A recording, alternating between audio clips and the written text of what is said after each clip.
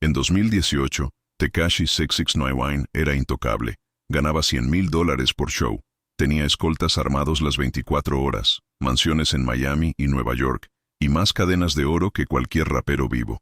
Las discográficas peleaban por él, las marcas le tiraban dinero, y en YouTube era el artista más buscado de Estados Unidos, por encima de Drake, por encima de todos. 2 años después estaba encerrado en su casa, sin sello discográfico, sin amigos, sin seguridad, y con media industria queriéndolo muerto. ¿Cómo alguien que lo tenía absolutamente todo llega a perderlo tan rápido? ¿Qué decisiones tomó? ¿Qué errores cometió? Y lo más importante, ¿qué quedó realmente de todo ese imperio? Eso es exactamente lo que vamos a descubrir hoy. Para entender cómo Tekashi lo perdió todo, primero hay que entender de dónde vino. Porque su historia no empieza en los estudios de grabación ni en las alfombras rojas. Empieza en Bushwick, Brooklyn, uno de los barrios más pobres y peligrosos de Nueva York. Daniel Hernández nació en 1996. Su familia no tenía dinero. Su padre biológico no estaba presente en su vida. Y cuando tenía apenas 13 años, presenció algo que lo marcaría para siempre. El asesinato de su padrastro frente a sus ojos, en plena calle, sin que nadie pudiera hacer nada. Desde ese momento, Daniel dejó la escuela. Empezó a trabajar empacando bolsas en un supermercado para ayudar a su madre. Y se fue metiendo cada vez más en la cultura de las pandillas de Nueva York. No como entretenimiento, sino como supervivencia. Era el ambiente que conocía. Era lo único que tenía. En 2014 empieza a experimentar con la música casi por accidente. Graba algunos temas, los sube a internet, y no pasa nada. Nadie lo conoce. Nadie lo busca. Es otro chico más del barrio intentando salir de alguna manera. Pero en octubre de 2017, todo cambia de golpe. Lanza Gumo, una canción grabada con presupuesto mínimo, con un video rodado en la calle, sin producción sofisticada, sin el apoyo de ningún sello. Cruda, violenta, imposible de ignorar. Y en cuestión de semanas, explota. Más de 500 millones de reproducciones. El mundo del rap nunca había visto algo así. Un desconocido total, sin conexiones, sin historial, pasando de cero a viral en días. Las discográficas enloquecieron. De un día para otro todos querían una parte de Tekashi. Managers, productores, ejecutivos de los sellos más grandes del mundo empezaron a llamar. Y en 2018, firma con 10K Projects, un contrato que se estima en $10 millones. Tenía 21 años y nunca había pisado un estudio profesional en su vida. Lo que vino después fue algo que ni él mismo podía haber imaginado. En 2018, se convierte en el artista más buscado en YouTube en Estados Unidos. No segundo, no tercero.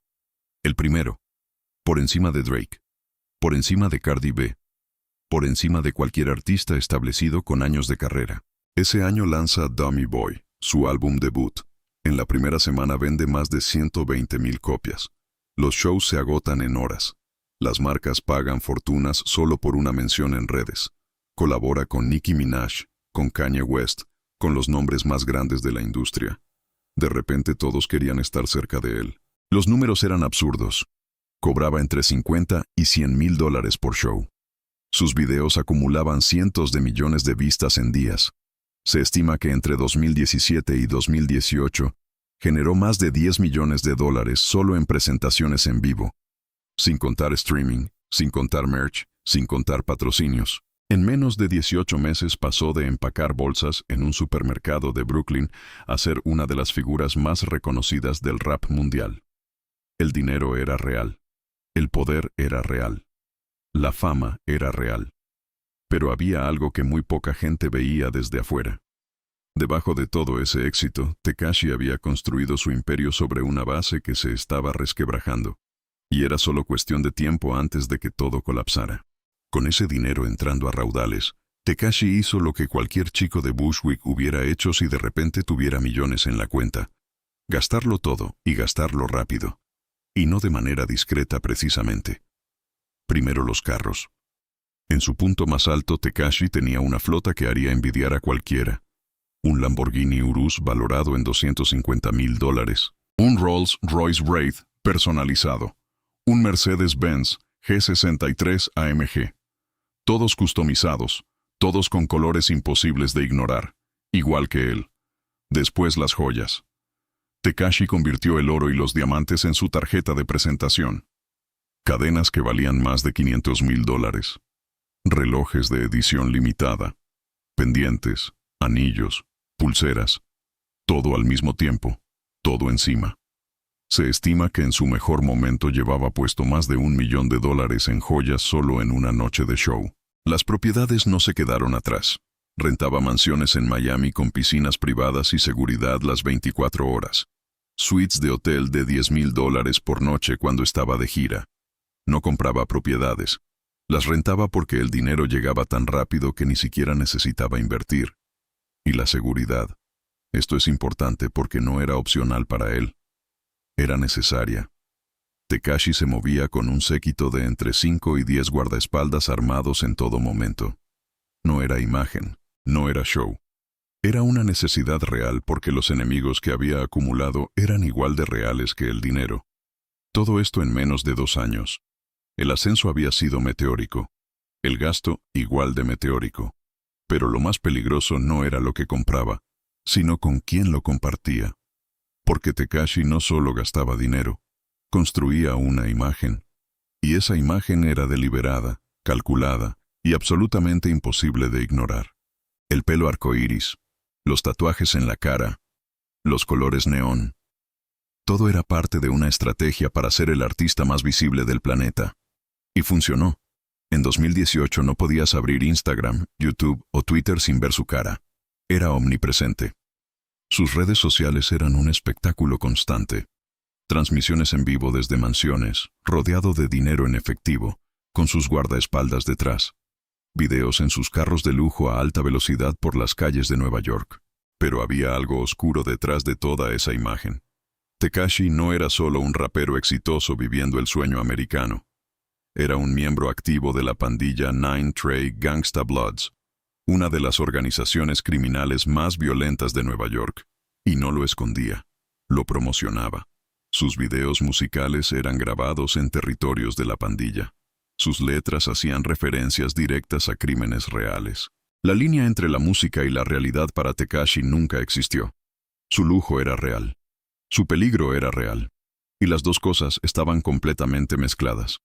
Lo que nadie sabía en ese momento es que toda esa exposición, toda esa visibilidad que él mismo había construido, se iba a convertir en la principal evidencia en su contra. Tekashi había documentado su propio crimen durante años. Y el FBI lo estaba viendo todo. El 18 de noviembre de 2018, Tekashi 6699 estaba en la cima. Dummy Boy acababa de salir. Los números eran históricos. El mundo entero hablaba de él.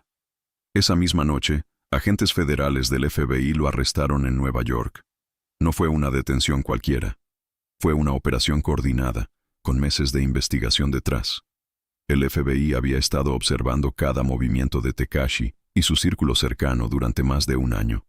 Y tenían todo: videos, grabaciones, testimonios, evidencia física. Los cargos eran gravísimos: crimen organizado, tráfico de armas, conspiración para cometer asesinato.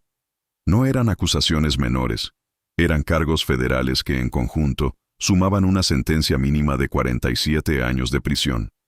47 años. Tekashi tenía 22 años cuando lo arrestaron. Eso significaba salir de prisión a los 69 años. Si es que salía. De un día para otro todo se detuvo. Los shows cancelados, las colaboraciones congeladas, las marcas desaparecidas, el séquito de guardaespaldas, los carros, las mansiones, todo evaporado en 24 horas.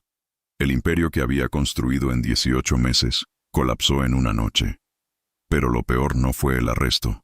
Lo peor fue lo que Tekashi decidió hacer después. Dentro de la cárcel, Tekashi se enfrentó a la realidad más dura de su vida: 47 años de prisión. Sin dinero disponible, sin el séquito, sin la fama protegiéndolo. Solo él, 4 paredes y una decisión que iba a definir el resto de su existencia. Y tomó la decisión que nadie en su mundo esperaba. Se convirtió en informante del gobierno. En el mundo de las pandillas y el crimen organizado, delatar es lo peor que puedes hacer. Es una sentencia de muerte social, y muchas veces literal. El código de las calles es claro y no tiene excepciones. No hablas, nunca, sin importar las consecuencias. Tekashi habló. Firmó un acuerdo de cooperación con los fiscales federales y empezó a entregar información sobre cada miembro de la Nine Trey Gangsta Bloods que conocía. Nombres, operaciones, crímenes, jerarquías, todo. Los fiscales describieron su cooperación como extraordinaria. Uno de los informantes más valiosos que habían tenido en años contra esa organización, subió al estrado y testificó públicamente contra sus propios compañeros de pandilla. Con cámaras, con prensa, con el mundo entero mirando. Señaló a personas por sus nombres reales, describió crímenes en detalle, y lo hizo sin aparente remordimiento. La reacción fue inmediata y brutal. La industria del rap lo canceló completamente. Artistas que habían trabajado con él borraron cualquier mención. Sus antiguos socios en la Nine Trey amenazaron públicamente con matarlo. La madre de su hija lo expuso públicamente. Sus amigos desaparecieron de un día para otro. El hombre que había construido toda su imagen alrededor de la autenticidad callejera, que había usado las pandillas como combustible para su carrera, que había presumido de sus conexiones criminales en cada entrevista, ese mismo hombre acababa de convertirse en el soplón más famoso de la historia del rap. Pero Tekashi tenía un argumento, y era uno que nadie podía ignorar completamente. Su argumento era simple, y en cierta manera tenía lógica. Tekashi declaró que él nunca había sido realmente un miembro de la Nine Trey, que había usado la pandilla como material para su música, como imagen, como marketing, que se había metido en ese mundo porque era la única manera de ser auténtico en el rap, pero que nunca había querido ser criminal de verdad. ¿Era verdad? Probablemente una mezcla de ambas cosas, pero los fiscales no necesitaban debatirlo. Necesitaban sus testimonios, y los testimonios llegaron. En octubre de 2019, el juicio contra los líderes de la Nine Trey comenzó. Tekashi fue el testigo estrella del gobierno. Sus declaraciones fueron devastadoras para los acusados. Describió asesinatos, robos, tráfico de armas y drogas con un nivel de detalle que solo alguien que había estado adentro podía tener. Varios miembros de la Nine Trey fueron condenados gracias directamente a su testimonio. El gobierno cumplió su parte del trato. En diciembre de 2019, un juez federal sentenció a Tekashi a 2 años de prisión, tiempo que ya había cumplido en detención preventiva. Efectivamente quedaba libre. Pero la historia no terminó ahí. En abril de 2020, en medio de la pandemia, fue liberado anticipadamente por razones de salud. Tenía asma y las condiciones en prisión representaban un riesgo real. El día que salió, hizo algo que resumió perfectamente quién era Tekashi 6ix9ine. En lugar de mantenerse en silencio, en lugar de desaparecer, en lugar de reconstruir su vida discretamente, fue directamente a Instagram Live, con millones de personas mirando, provocando, fanfarroneando, como si nada hubiera pasado. El problema era que todo había pasado, y el mundo que encontró afuera no era el mismo que había dejado. Cuando Tekashi salió de prisión en 2020, intentó hacer lo que mejor sabía hacer, volver a ser el centro de atención. Lanzó Guba, su primer sencillo post-cárcel, y en 24 horas rompió récords de YouTube con más de 40 millones de vistas. Parecía que el regreso era posible. Pero las vistas no se convirtieron en carrera. La industria musical le había cerrado las puertas completamente. Ningún artista de peso quería colaborar con él públicamente. Asociarse con un informante confeso es un suicidio profesional en el mundo del rap. Los sellos no lo querían. Los festivales no lo buquean. Las marcas no lo tocan. Su contrato con 10K Projects terminó sin renovación. Intentó lanzar música de manera independiente pero sin el respaldo de una discográfica, sin colaboraciones, y con una reputación destruida, los números cayeron dramáticamente con cada lanzamiento. La seguridad que antes era parte de su imagen se convirtió en una necesidad desesperada. Las amenazas de muerte de sus antiguos socios en la Nine Trey nunca desaparecieron. Se mudó fuera de Nueva York. Cambió de residencia constantemente. Vivir con el nivel de exposición que él mismo había construido se convirtió en una trampa de la que no puede escapar. El dinero también se fue evaporando. Los gastos legales del caso federal fueron enormes. Sin shows de alto perfil, sin contratos discográficos, sin patrocinios, los ingresos cayeron a una fracción de lo que ganaba en 2018. Los carros, las mansiones rentadas, el séquito, todo eso requería un flujo de dinero constante que ya no existía. Hoy Tekashi sigue intentando mantenerse relevante en redes sociales. Provoca, hace declaraciones controversiales, busca peleas públicas con otros artistas. Es lo único que le queda. El ruido. Porque la música ya no le abre las puertas que antes le abría. En 8 años pasó de empacar bolsas en un supermercado de Brooklyn a ganar millones, a ser el artista más visto del mundo, a perderlo todo en una celda federal y a quedar atrapado en una versión reducida de sí mismo que no puede avanzar ni retroceder. El lujo era real. El poder era real. Pero estaban construidos sobre una base que nunca iba a aguantar el peso de todo lo que él mismo le puso encima. La historia de Tekashi 6ix9ine no es solo la historia de un rapero que cayó. Es la historia de alguien que construyó todo sobre una mentira, y que cuando la mentira colapsó, se llevó todo lo demás con ella. El dinero, los carros, las cadenas, las mansiones, todo eso existió. Todo eso fue real. Pero ninguna de esas cosas pudo salvarlo cuando llegó el momento de la verdad. Y ahora la pregunta es para ti. ¿Crees que Tekashi tomó la decisión correcta al delatar? ¿Hubieras hecho lo mismo en su lugar? Déjame tu respuesta en los comentarios. Me interesa saber qué piensas. Si este video te enganchó, ya sabes lo que toca. Suscríbete, que vienen más historias como esta. Hasta la próxima.